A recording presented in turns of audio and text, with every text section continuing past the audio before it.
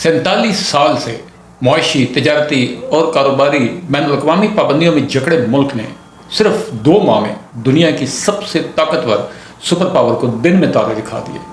Pentagon کی ساری calculation دھری کی دھری رہ گئی اور ایران کا رجیم چینج کرنے کی کوشش کرنے والوں کا اپنے اقتدار خطرے میں پڑ گیا۔ صدر ٹرمپ کا نومبر میں ہونے والے مڈ ٹرم انتخابات نے سانس خشک کیے ہوئے، جبکہ نیتن یاہو کی اگلے آنے والے الیکشن میں ہار ابھی سے کنفرم ہو چکی ہے۔ میں ہوں احمد الوی اور آپ دیکھ رہے ہیں نیوز تجزیہ آفیشیل۔ ویڈیو پسند آئے تو لائک کیجئے، اپنے دوستوں کے ساتھ شیئر کیجئے اور چینل کو سبسکرائب کرنا مت بھولیے گا۔ صدر ٹرمپ کی ہٹ درمی، لالچ اور ہیرو بننے کی خواہش نے امریکہ کو اس جنگ میں کہاں پہنچا دیا؟ آئیے دیکھتے ہیں۔ ایران امریکہ جنگ پر اس وقت پوری دنیا میں بحث ہو رہی ہے۔ پاکستانی دانشوروں کی رائے اپنی جگہ، آئیے دیکھتے ہیں کہ امریکی دانشور کیا کہتے ہیں۔ میں یہ ایک ایک کر کے بتاتا جاؤں گا کہ امریکی فوجی انٹیلیجنس، خارجہ پالیسی اور اسٹریٹجک تجزیہ کار ایران اور امریکہ کے درمیان جنگ کے بارے میں کیا کہہ رہے ہیں۔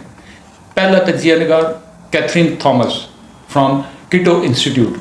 ان کا تجزیہ خاص طور پر اہم ہے کیونکہ وہ اس بات پر توجہ مرکوز کرتی ہے کہ امریکی فوج ایک طویل جنگ کو کتنی دیر تک جاری رکھ سکتا ہے۔ ان کا بنیادی موقف یہ ہے کہ امریکہ کے پاس ایران کے ساتھ ایک طویل جنگ کے لیے کافی میزائل ذخائر نہ ہونے کا خدشہ ہے، یعنی مزید لڑنے کے لیے اسلحہ کم پڑ رہا ہے۔ امریکہ پہلے ہی مہنگے میزائل سسٹم، جن میں ٹام ہاک، پیٹری ہاٹ، ویاسم اور تھاڈ شامل ہیں، استعمال کر رہا ہے۔ تجزیہ کاروں کے مطابق ایک طویل جنگ امریکی لاجسٹکس کے لیے سنگین مسئلہ پیدا کر سکتی ہے، خاص طور پر اس لیے کہ امریکہ پہلے ہی یوکرائن کو بڑی مقدار میں اسلحہ فراہم کر رہا ہے۔ مسئلہ یہ نہیں کہ امریکہ کے پاس جدید اور طاقتور فوجی ٹیکنالوجی نہیں ہے، لیکن ٹیکنالوجی کا ہونا اور بات ہے اور پروڈکشن اصل چیز ہے۔ اور امریکہ ایک سال میں پیٹریاٹ کے 600 اور تھاڈ کے صرف 96 انٹرسیپٹر ہی پروڈیوس کر سکتا ہے، جبکہ کسی بھی میزائل یا ڈرون کو روکنے کے لیے بیک وقت کئی انٹرسیپٹرز فائر کرنے پڑتے ہیں تاکہ کوئی نہ کوئی ٹارگٹ کو لازمی ہٹ کر دے۔ لیکن جب بیلسٹک میزائلوں کی بارش ہو رہی ہو اور ڈرونز شہد کی مکھیوں کی طرح آئیں تو ایسے میں اسٹاک کہاں تک چل سکتا ہے؟ اب صورتحال یہ ہے کہ اب تک کی جنگ کافی تعداد میں امریکی فوجی ہلاک ہو چکے ہیں، جبکہ لاتعداد زخمی ہیں۔ ایسے میں اس وقت کچھ امریکی فوج کے اعلیٰ حکام ایک غیر معمولی قدم اٹھا رہے ہیں۔ وہ پس پردہ میڈیا کو جنگ سے متعلق معلومات فراہم کر رہے ہیں، کیونکہ ان کا ماننا ہے کہ امریکی عوام کو یہ جاننے کا حق ہے کہ ڈونلڈ ٹرمپ کی ایران کے خلاف شروع کی گئی جنگ لڑنے کے لیے امریکہ کے وسائل تیزی سے ختم ہو رہے ہیں۔ واشنگٹن پوسٹ کی رپورٹ بھی یہی بتاتی ہے۔ رپورٹ کے مطابق پیٹریل میزائل انٹرسیپٹرز کی بڑی تعداد استعمال ہو چکی ہے۔ تھاڈ دفاعی نظام بھی شدید دباؤ کا شکار ہے۔ ایران کے ساحل یا جزیرہ قشم پر کسی ممکنہ زمینی حملے کے لیے امریکی فوج کے پاس مناسب زمینی دستے ہی موجود نہیں ہیں۔ ایک امریکی عہدیدار نے 2 ٹوک الفاظ میں کہا کہ ہم ہر محاذ پر بری طرح دباؤ میں ہیں۔ امریکی بلیک ہاک ہیلی کاپٹرز کو نقصان پہنچا ہے۔ اردن میں قائم مضبوط فوجی برقیں ایرانی بیلسٹک میزائل حملوں میں بری طرح تباہ ہو چکی ہیں۔ گزشتہ جمعے سے اب تک کئی امریکی فوجیوں کی باقیات بھی برآمد کی جا چکی ہیں، جبکہ عراق میں ایک امریکی فوجی ہلاک ہوا جو بم ناکارہ بنانے والا ماہر بھی نہیں تھا، بلکہ ایک صرف عام سپاہی تھا جو ایک ایرانی ڈرون کو کنٹرول دھماکے سے تباہ کرنے کے دوران قریب کھڑا تھا۔ یہ سب اس بات کی نشاندہی ہے کہ فوجی آپریشن اب کس قدر دباؤ اور مشکلات کا شکار ہو چکا ہے۔ لیکن کہانی یہاں ختم نہیں ہوئی۔ ادھر اسرائیل کے دفاعی اثاثے صرف آئرن ڈوم کے تحفظ کے لیے موجود ہیں، کیونکہ ایران پہلے ان کے کئی ایئر ڈیفنس سسٹمز کو تباہ کر چکا ہے، جبکہ دوسری جانب امریکہ خاموشی سے اپنا قیمتی فوجی ساز و سامان اردن، کویت، قطر، بحرین اور سعودی عربیہ سے واپس نکال رہا ہے۔ یہ وہی عرب ممالک ہیں جنہوں نے ڈونلڈ ٹرمپ کے ساتھ معاہدے کیے، سفارتی ملاقاتیں کی اور مشترکہ تصاویر بنوائیں، لیکن اب ان کے حصے میں کیا ہے؟ یہ بات عربوں کو ابھی تک سمجھ نہیں آ رہی، لیکن ہم جیسوں کو کہ جنہیں حالات کو وسیع کینوس میں دیکھنے اور تاریخ کھنگالنے کی عادت ہو، بہت پہلے سے معلوم تھا کہ تاریخ گواہ ہے کہ امریکہ آج تک کسی کا سجن ثابت نہیں ہوا۔ جہاں تک اسرائیل کا تعلق ہے، وہ تعلق بھی مشترکہ مفاد سے جڑا ہے، جس کا ذکر میں آئندہ آنے والے ویلاگ گریٹ گیم میں کروں گا۔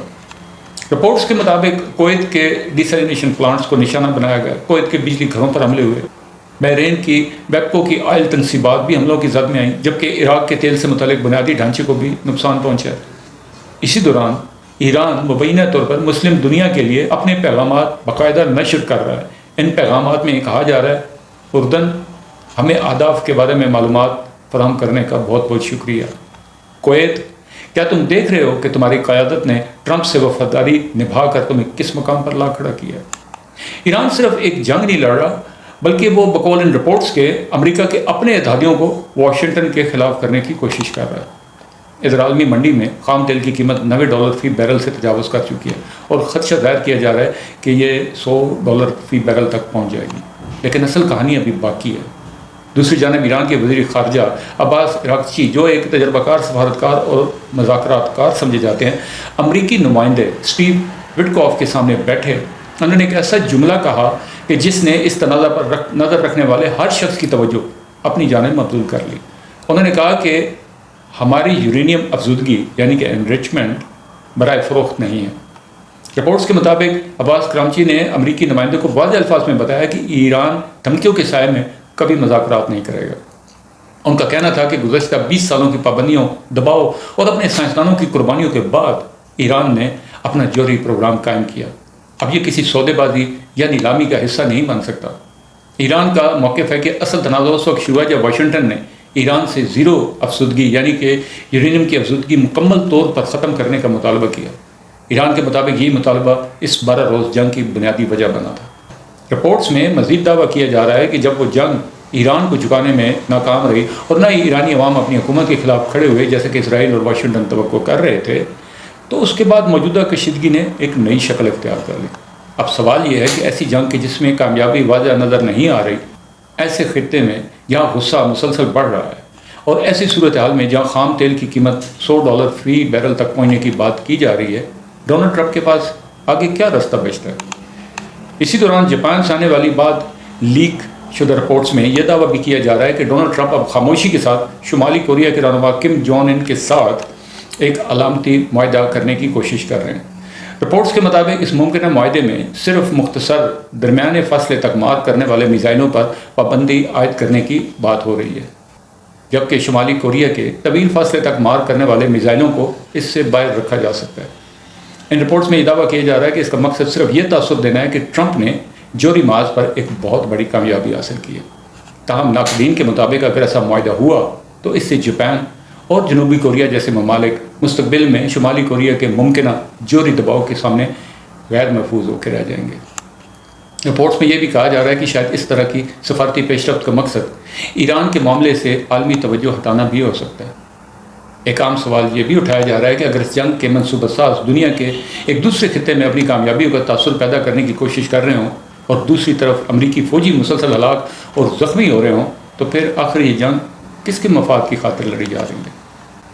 آخر میں سوال یہ ہے کہ کیا امریکہ ایک طویل جنگ کے دوران مشرق وسطی میں موجود 50,000 امریکی فوجیوں کو محفوظ رکھتے ہوئے جنگ کی شدت برقرار رکھ سکتا ہے؟ اس تجزیے کے مطابق ایران کے پاس اب بھی اتنے بیلسٹک میزائل اور ڈرونز موجود ہیں کہ وہ امریکی اور خطے میں موجود دیگر اہداف پر مسلسل حملے جاری رکھ سکتا ہے اور جنگ کو بہت طویل کر سکتا ہے، باوجود اس کے کہ امریکہ نے ابتدائی مرحلے میں بڑے پیمانے پر فضائی حملے کیے تھے۔